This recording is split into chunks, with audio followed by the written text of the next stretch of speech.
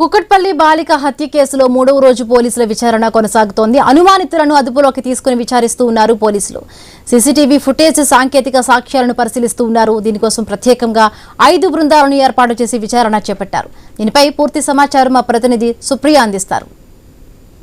కుకట్పల్లిలోని బాలిక హత్య కేసు అయితే ఇప్పుడు కలకలం రేపుతుందనే చెప్పాలి. కుకట్పల్లి చుట్టుప్రక్కల వాళ్ళని కూడా ఇది భయానికి గురి చేస్తుంది. అయితే సహస్ర చనిపోయి హత్యకి గురి అయితే ఈ రోజుకి 3 రోజులు అవుతున్నప్పటికీ కూడా ఇంకా విచారణ కొనసాగుతూనే ఉంది. అయితే నిందితుడు ఎవరని అయితే ఇప్పటివరకు కూడా పోలీసులకి అయితే ఇది ఒక సస్పెక్టెడ్గా మారిందనే చెప్పాలి. పోలీసులకి కూడా కంటికి కునుక్కు లేకుండా చేస్తుంది బాలిక ఒక హత్య కేసు. అయితే ప్రజెంట్ ఇప్పుడు నేను కుకట్పల్లిలో సంగీత్ నగర్లో ఉన్నాను.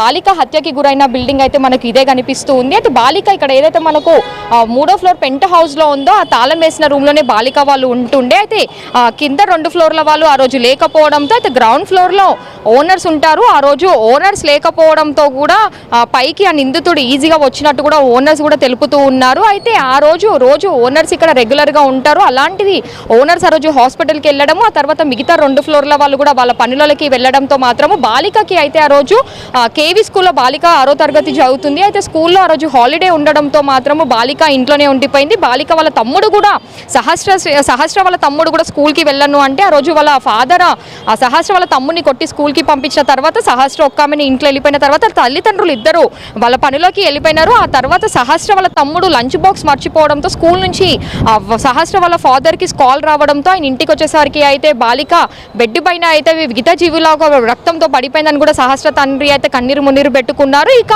ఆ రోజు కూడా చుట్టుప్రక్కల వాళ్ళ బిల్డింగ్ వాళ్ళకి కూడా సహస్ర అరుపులు వినిపించాయి. నానా అని పిలుస్తుంది కానీ ఎవరైనా కొట్టారేమో, వాళ్ళ నాన్న కొడుతున్నాడేమో అని అనుకున్నాం కానీ ఇంత దారుణం చోటు చేసుకుంటుందనేసి అనుకోలేదని కూడా పక్కన బిల్డింగ్ వాళ్ళు కూడా చెప్తున్నారు. ఇంకా ఇది 4 ఫ్లోర్లు అయినప్పటికీ కూడా ఇంకా సీసీ కెమెరా లేకపోవడం వల్ల అయితే పోలీసులకి మాత్రం ఇది సస్పెక్టెడ్గా మారిందనే చెప్పాలి. అయితే పోలీసులు కూడా ఎంతగానో విచారణ చేసినప్పటికీ కూడా పోలీసులకి కూడా ఆధారాలు ఏమీ దొరకడం లేదు. అయితే ఇది ఈ కాలనీలో ఉందా లేదంటే ఒక స్ట్రీట్లో గల్లీలో ఉందా అంటే కూడా కాదు, మనకు మెయిన్ సెంటర్లో సహస్ర వాళ్ళ ఇల్లు కనిపిస్తుంది. అయినప్పటికీ కూడా ఎలాంటి ఆధారాలు లేకపోవడంతో మాత్రము పోలీసులకి ఇది తలనొప్పిగా మారిందనే చెప్పాలి. అయితే పోలీసులు కూడా ఇటు ఎస్టీఓ పోలీసులు అయితే వాళ్ళ యాంగిల్లో విచారణలు చేపడుతున్నారు. అయితే 2nd ఫ్లోర్లో ఆ రోజు ఒక వ్యక్తి సంజయ్ అనే వ్యక్తి మాత్రమే ఈ బిల్డింగ్లో ఉండడంతో కొంచెం అటు ఇటు తిరగడంతో సంజయ్ని అనుమానం వ్యక్తం చేసి కూడా పోలీసులు అయితే పిఎస్కి తీసుకెళ్లి ఇన్వెస్టిగేషన్ చేసినప్పటికీ కూడా ఆయన కాదు అని కూడా చెప్తూ ఉన్నారు. ఇంకా దానికి తోడు కుకట్పల్లిలో జరిగిన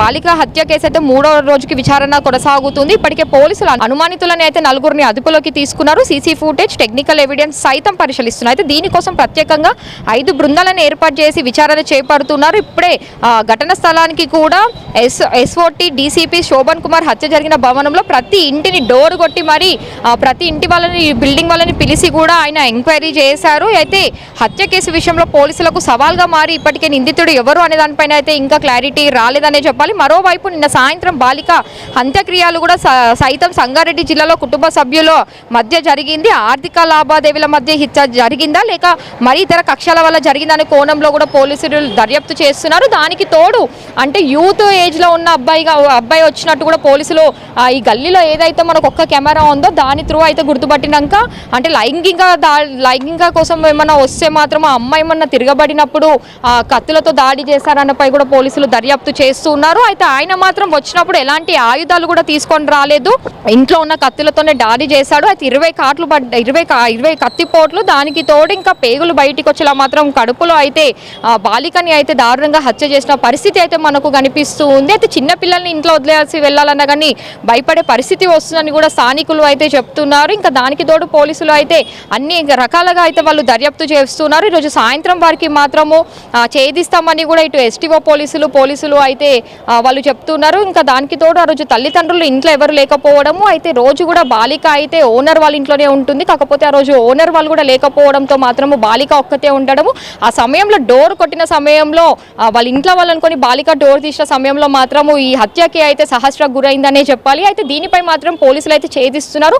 ఈరోజు సాయంత్రం వారికి పోలీసులు మాత్రము నిందితుడు ఎవరా అని చెప్పి అయితే బయట పెడతాము అంటే ఛేదిస్తాము అని కూడా పోలీసులు అయితే చెప్తూ ఉన్నారు. Video journalist Hanumantho Supriya, I news, Hyderabad. ఘటన